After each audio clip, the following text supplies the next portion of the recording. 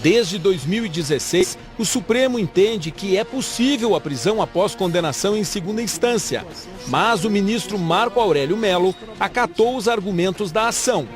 Ao conceder a liminar, afirmou que, reconhecendo a harmonia com a Constituição Federal do artigo 283 do Código de Processo Penal, que garante que o condenado só será preso após a análise de todos os recursos, determinava a suspensão de execução de pena, cuja decisão a encerrá-la ainda não haja transitado em julgado.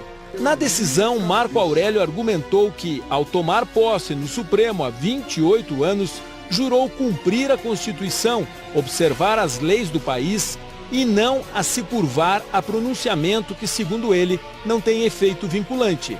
Na avaliação do ministro, as decisões que permitiram prender até agora condenados em segunda instância foram decisões provisórias, que ainda precisam ser confirmadas pelo plenário.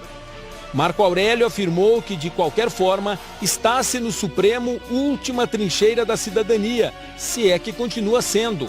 Disse também que, enquanto cabe recurso, não se pode antecipar a culpa para além dos limites expressos na lei maior, quando o próprio processo criminal é afastado do controle do Supremo. E destacou que o direito de aguardar o julgamento de recursos deve valer para todos. Sob a ótica do perigo da demora, há de ter-se presente a prisão ou efetivo recolhimento, antes da preclusão maior da sentença condenatória, não apenas dos condenados em segunda instância por corrupção, pelo denominado crime do colarinho branco, mas de milhares de cidadãos acusados de haver cometido outros delitos. A liminar do ministro Marco Aurélio poderia atingir 169 mil presos que cumprem pena em condenação em segunda instância. Eles representam 23% dos 706 mil presos do país.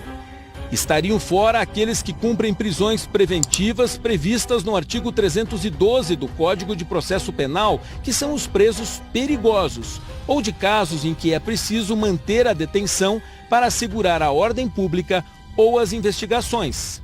Caso do ex-governador do Rio, Sérgio Cabral, e do ex-deputado Eduardo Cunha.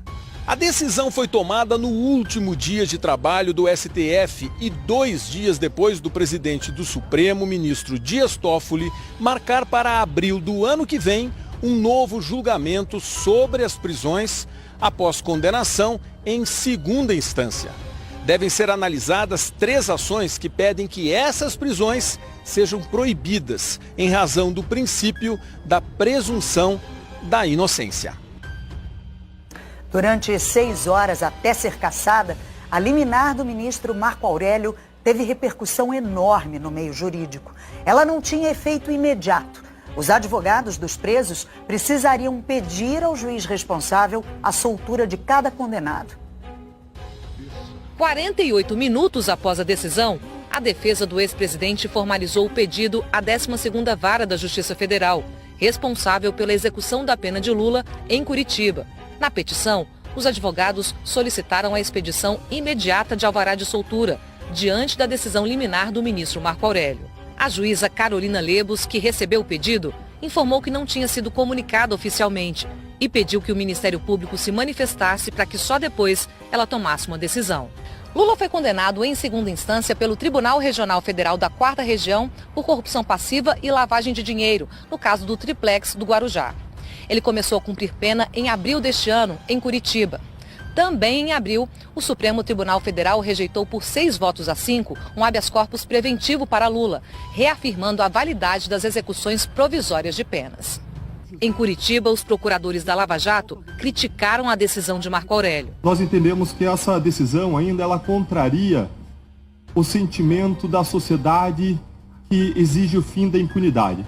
Ela, na verdade, consagra a impunidade, violando os precedentes estabelecidos pelo próprio Supremo Tribunal Federal.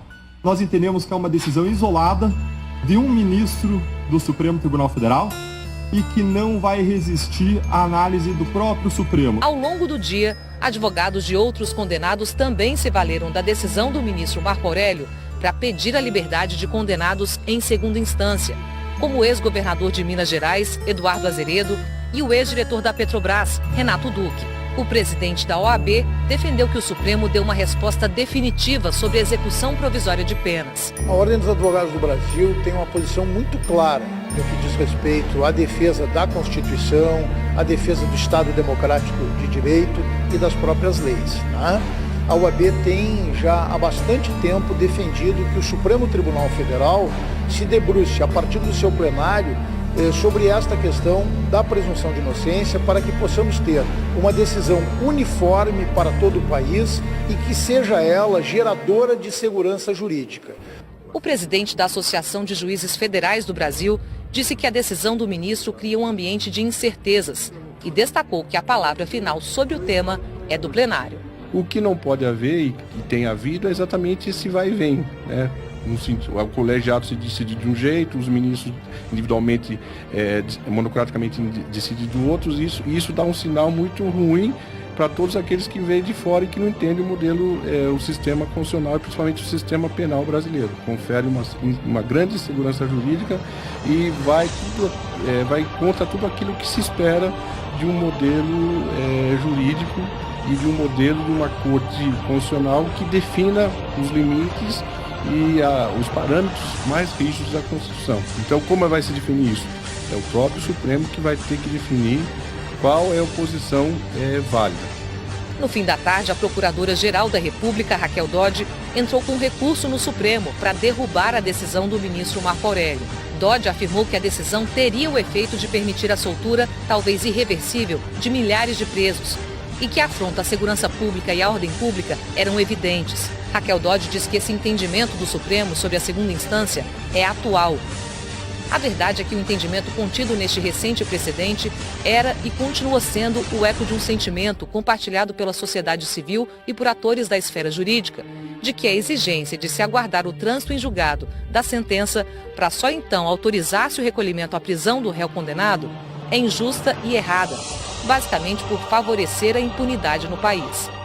E que revogar esse precedente, pouco mais de um ano após a sua formação, vai de encontro à necessidade de garantir um sistema jurídico estável e previsível, algumas das finalidades subjacentes à ideia de respeito à autoridade de precedentes. A procuradora diz que revogar a prisão em segunda instância representaria triplo retrocesso para o sistema de precedentes, para a persecução penal no país e para a própria credibilidade da sociedade na justiça. E nós vamos agora ao vivo até Brasília. O repórter Marcos Lozecan tem outras informações sobre a decisão do presidente do Supremo, Dias Toffoli, que cassou a liminar do ministro Marco Aurélio Mello. Boa noite, Lozecan. Boa noite, Ana Luísa. Boa noite, Bonner, e a todos que nos assistem. Essa decisão foi tomada numa suspensão de liminar. É o tipo de ação que sempre é analisada pelo presidente da corte, no caso, o ministro Dias Toffoli, independentemente do recesso do judiciário. Embora seja fato que desde as 3 horas da tarde, por conta do início do recesso, o presidente Dias Toffoli estivesse aqui já de plantão.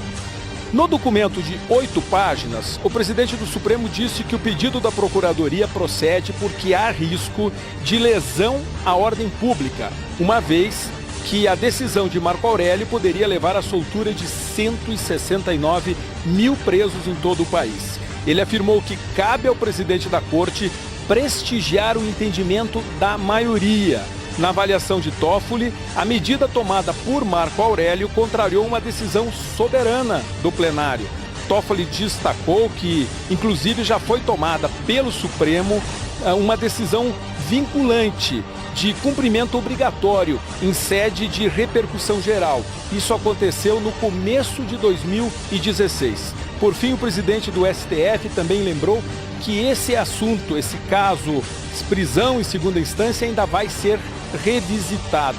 O julgamento está marcado para o dia 10 de abril do ano que vem. Ana Luísa, Bonner. Obrigada, Lozecan.